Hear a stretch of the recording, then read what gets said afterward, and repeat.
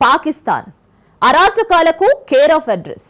ప్రపంచంలో ఏ పాపం జరిగినా, ఏ ఘోరం జరిగినా ఆ మూలాలు అక్కడే కనిపిస్తాయి. దాయాది దేశంలో మానవతా విలువలు మచ్చుకైనా కనిపించవు. రోజు రోజుకు భయానక పరిస్థితులు దడపుట్టిస్తున్నాయి. పాకిస్తాన్లో బాలలకు భద్రత కరువైంది. అభం శుభం తెలియని చిన్నారుల భవిష్యత్తు అగమ్య గోచరంగా తయారైంది. పిల్లలపై దాడులు, లైంగిక వేధింపులు గణనీయంగా పెరిగిపోయాయి. నేరాలు, ఘోరాలతో రికార్డుని సృష్టిస్తోంది షరీఫ్ సర్కార్.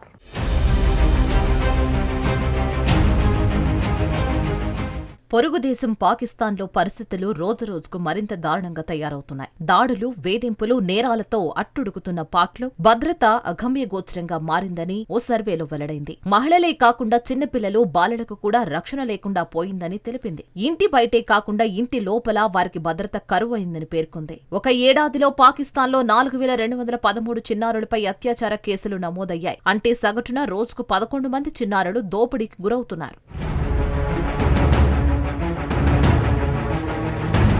పాకిస్తాన్లో పరిస్థితులు దారుణంగా మారాయి. చిన్నారులపై దాడులు, లైంగిక వేధింపులు గణనీయంగా పెరిగిపోతున్నట్లు తాజా నివేదిక వెల్లడించింది. అంతేకాకుండా బాధితుల్లో ఎక్కువగా అబ్బాయిలే ఉండడం గమనార్హం. ఒక పంజాబ్ ప్రావిన్స్ లోని ఈ ఏడాది తొలి 5 నెలల్లో నమోదైన వేధింపుల కేసుల్లో 70% మంది బాలురే ఉన్నట్లు తెలిపింది. బాధితుల్లో అత్యధిక శాతం బాలురే ఉన్నట్లు అందులో వెల్లడైంది. ఉచిత మత విద్య, భోజనం కోసం ఇస్లామిక్ పాఠశాలల్లో చేరిన పేదరికంలో ఉన్న కుటుంబాల నుంచి వచ్చిన పిల్లలు మౌల్వీ చేత లైంగిక వేధింపులకు గురై ఆ తర్వాత మౌనంగా ఉండమని బెదిరించిన దుస్థితులు ఎన్నో ఉన్నాయి. పంజాబ్ ప్రావిన్స్ లో ఈ ఏడాది జనవరి, మే మధ్యకాలంలో చిన్నారులపై వేధింపులకు సంబంధించి 1400 ఘటనలు నమోదు కాగా అందులో 965 బాలురే ఉన్నారని తెలిపింది. మిగతా 30% బాలికలు ఉన్నారు. చిన్నారులపై లైంగిక దాడులకు అనేక అంశాలు ప్రభావితం చేస్తున్నాయని, పితృస్వామ్య, పేదరికం, నిరక్షరాస్యత, సామాజిక అసమానతల కారణంగా చిన్నారులపై ఇటువంటి దాడులకు కారణమవుతున్నాయి.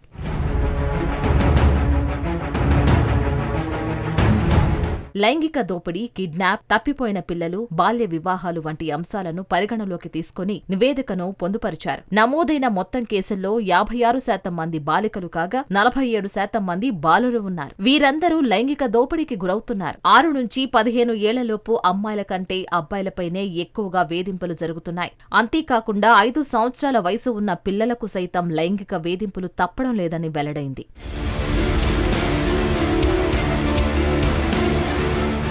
పరిచయం ఉన్న పిల్లలపైనే లైంగిక వేధింపులు జరుగుతూ ఉండడం ఆందోళన కలిగిస్తోంది. పంజాబ్ ప్రావిన్స్ లోనే అత్యధిక కేసులు 75% నమోదయ్యాయి. సింధులో 13%, ఇస్లామాబాద్ లో 7%, ఖైబర్ పఖ్తుంఖ్వాలో 3%, బలూచిస్తాన్, జీబీలో 2% కేసులు నమోదయ్యాయి. లైంగిక దోపిడీ తర్వాత 61 హత్య కేసులు, 1833 కిడ్నాప్ కేసులు, 330 పిల్లల అదృశ్యం కేసులు, 29 బాల్య వివాహాల కేసులు నమోదయ్యాయి.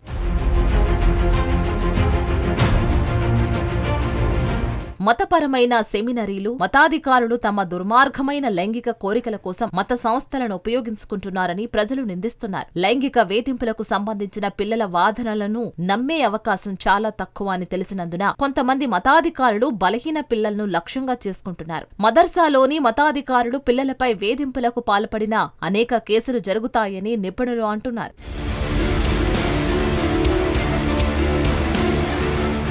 పాక్లో బాలలపై జరుగుతున్న దురాగతాలను ఐక్యరాజ్యసమితి భద్రతా మండలిలో భారత్ ఎండగట్టింది. పాకిస్తాన్లో బాలలపై పెద్ద ఎత్తున అఘాయిత్యాలు, నేరాలు జరుగుతున్నాయని ఐక్యరాజ్యసమితిలో భారత ప్రతినిధి పి. హరీష్ ఆరోపించారు. సీమాంతర ఉగ్రవాదాన్ని పాక్ ప్రోత్సహిస్తోందని మండిపడ్డారు. పాక్ ప్రోద్బలంతో పహల్గాంలో జరిగిన ఉగ్రవాద దాడులను ప్రపంచం మర్చిపోలేదని అన్నారు. వీటన్నిటిని నుంచి ప్రపంచ దేశాల దృష్టిని మళ్లించడానికి పాక్ కుట్రలు పన్నుతోందని ధ్వజమెత్తారు. పాకిస్తాన్ సరిహద్దుల్లో పిల్లలపై జరుగుతున్న ఆకృత్యాలే కాకుండా ఆఫ్ఘనిస్తాన్ సరిహద్దు ప్రాంతాల్లో దాని సైనిక కార్యకలాపాలకు కూడా ఉపయోగించుకుంటుంది. పాకిస్తాన్లో పాఠశాలలపై, ప్రధానంగా బాలికల పాఠశాలలపై, ఆరోగ్య కార్యకర్తలపై దాడులు పెరిగిపోతున్నాయి. పాక్ ఆఫ్ఘనిస్తాన్ సరిహద్దుల్లో అరాచకం రాజ్యమేలుతుందని అన్నారు. ఐక్యరాజ్యసమితి ప్రధాన కార్యదర్శి ఆంటోనియో గుటెరస్ సైతం ఈ విషయం వెల్లడించినట్లు గుర్తు చేశారు. పాక్ ప్రభుత్వం ఇకనైనా పద్ధతి మార్చుకోవాలని, సొంత దేశాన్ని చక్కదిద్దుకోవడం పై దృష్టి పెట్టాలని సూచించారు. ఉగ్రవాదులను ఎగదోయడం మానుకోకపోతే పాకిస్తాన్ మరింత నష్టపోవడం ఖాయమని తేల్చి చెప్పారు.